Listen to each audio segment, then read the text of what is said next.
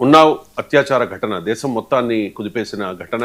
So ఉన్నావ్ రేపిస్టుకు శిక్ష పడింది. ఆ శిక్షను తాత్కాలికంగా క్యాన్సిల్ చేసింది ఢిల్లీ హైకోర్టు. దీనిపై దేశవ్యాప్తంగా నిరసనలు వ్యక్తమవుతున్న కేసు. అసలు ఏంటి ఉన్నావ్ రేప్ కేసు?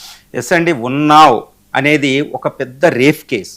అది ప్రపంచంలో కూడా సంచలనమైంది, ఇండియాలోనే సంచలనం కాదు. ఆయన ఒక బీజేపీ ఎమ్మెల్యే. ఇప్పుడు బీజేపీ కూడా ఆయన ఈ రేప్ కేసిన తర్వాత, ఆరోపణలు వచ్చిన తర్వాత ఆయన బహిష్కరించడం జరిగింది. ఇప్పుడు బీజేపీకి ఎటువంటి సంబంధం ఈ కేసుకి లేదు. ఎందుకంటే బీజేపీ పార్టీని నిందించాల్సిన అవసరం లేదు, ఎందుకంటే ఆయన బహిష్కరించేసింది అంతే. ఇప్పుడు ఈయనేంటి, ఈ ఉన్నావ్ అనే రేప్ కేసు ఏంటంటే ఒక సంచలనాత్మకమైన రేప్ కేసు. భారతదేశంలో ఒక ప్రస్తుత పరిస్థితి ఎలా ఉందో సూచించేదన్నమాట. స్త్రీలకు సంబంధించింది, స్త్రీల రక్షణకు సంబంధించింది. ఈ ఉన్నావ్ రేప్ కేసులో ఉన్న రేప్ విక్టిమ్, మనం పేరు చెప్పకూడదు, ఈయన పేరు కూడా నేను చెప్పను. ఈ ఉన్నావ్ రేప్ విక్టిమ్ కోర్టుకి వెళ్ళినందుకు, కేసు పెట్టినందుకు ఈ మాజీ ఎమ్మెల్యే, ఈ యొక్క నిందితుడు ఏం చేశాడు అంటే, ఆవిడ యొక్క ఈ రేపిస్టు నిందితురాలు యొక్క అత్తను, తండ్రిని, ఇంకా చాలామంది బంధువుల్ని యాక్సిడెంట్లు చేసి చంపడం జరిగింది. ఇది కూడా ఆయన మీద కేసులు ఉన్నాయి, ఛార్జ్ షీట్లు కూడా దాఖలు చేయడం జరిగింది. అంటే ఒక రేప్ విక్టిమ్ కోర్టుకి వెళ్తే, పోలీస్ స్టేషన్కి వెళ్తే ఆయన రాజకీయ ప్రాబల్యాన్ని ఉపయోగించుకుని ఏం చేశాడో అన్నదానికి నిదర్శనం అనమాట. చాలా దారుణం. అందుకని ఆయన్ని ఒక మహాభారతంలో దుశ్శాసనుడితోనూ, ఈ తర్వాత రావణుడితోనూ పోలుస్తూ ఉంటారన్నమాట. రావణుడు ఎంత రేపిస్ట్ అనేది మనకు తెలుసు, ఎంత దారుణాలో. అందుకని ఒక దుశ్శాసన పరమ, ఒక రావణ పరమ అన్నట్టు మనకి సోషల్ మీడియాలో కూడా మనకు వినిపిస్తున్నాయి.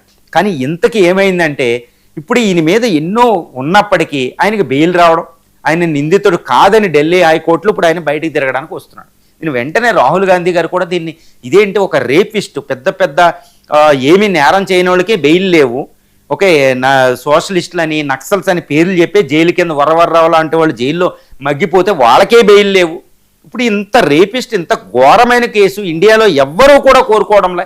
ఇండియా కూడా బొగ్గుమంటుంది, ఈయనకి బెయిల్ ఎందుకు ఇవ్వాలి అనేది రాహుల్ గాంధీ గారు కూడా క్వశ్చన్ చేస్తున్నారు. అంటే కాంగ్రెస్ హై లెవెల్లో దానికి చేస్తుంది. ఉమెన్ సంఘాలు, భారతదేశంలో చాలామంది ప్రజలు, ఎన్జిఓస్ అన్నీ కూడా అడుగుతున్నాయి అతనికి బెయిల్ ఇవ్వడం ఏంటనేది.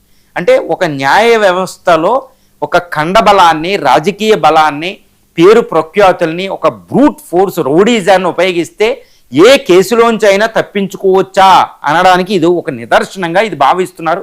అది కూడా ఇంతటి తీవ్రమైన నేరానికి, నేరారోపణ ఉన్నందుకు కనీసం అతనికి బెయిల్ రాకుండా ఉంటే బాగుండు. ఎందుకంటే బెయిల్ ఉండాలి, ఎందుకంటే రేపిస్ట్కి సంబంధించిన వాళ్ళ, ఆ నిందితురాలకి సంబంధించిన బంధువులను చంపేయడం ఏంటంటే ఘోరం. ఇప్పుడు ఆవిడ కూడా ప్రదర్శన చేస్తుంటే ఆ ప్రదర్శనలో ఆవిడ మీద లాఠీచార్జ్ జరిగినట్టు ఆవిడ కూడా పక్కకు గెంటేయడం వల్ల ఇంకా బొగ్గుమంటుంది అనమాట. ఇప్పుడు సోషల్ మీడియా ఇదంతా ఇంకొక ఉద్యమం కింద తయారవుతుందా అన్నట్టుంది. ఇలాంటి అసంతృప్తి ఉండకూడదు. ఎందుకంటే భారతదేశంలో ఒకటి ఉంటుంది అనమాట, ఒక న్యాయ వ్యవస్థకి రాజ్యాంగాన్ని పరిరక్షించేదే భారత న్యాయ వ్యవస్థ. న్యాయ వ్యవస్థ అంటే మనకి 4 పిల్లర్స్ అంటారన్నమాట. ఒక ఎగ్జిక్యూటివ్, చట్టసభలు, అదేవిధంగా జుడిషియరీ అనేది 3 పిల్లర్స్ అవుతాయి. మీడియా 4వ పిల్లర్ అన్నమాట. ఈ మీడియా దాన్ని కూడా ఇప్పుడు ఈరోజు చూడండి ఎంత చర్చ జరుగుతుంది. మీడియా తన పాత్ర తాను పోషిస్తుంది. మరి న్యాయ వ్యవస్థ చాలా కీలకం అనమాట. ఎందుకంటే మిగిలిన అన్ని పిల్లర్లో సక్రమంగా పనిచేయాలంటే న్యాయ వ్యవస్థే ఉండాలి. మరి భారతదేశ న్యాయ వ్యవస్థకు ఒక సూత్రం వర్తిస్తుంది. అదేంటి, న్యాయం చేసినట్టే, చేయడమే కాదండి, న్యాయం చేసినట్టు కనపడాలి. గుర్తుపెట్టుకోవాలి, న్యాయం చేయడమే కాదు, చేసినట్టు కనపడాలి. ఈరోజు ప్రజలు విచారం వ్యక్తం చేస్తున్నారు, దారుణంగా బగ్గుమంటున్నారు అనమాట రోడ్ల మీదకి వచ్చి. అదిగోండి, ఎందుకంటే ఆయనకి బెయిల్ ఇవ్వడం ఏంటి, ఆయన్ని విడుదల చేయడం ఏంటి అని.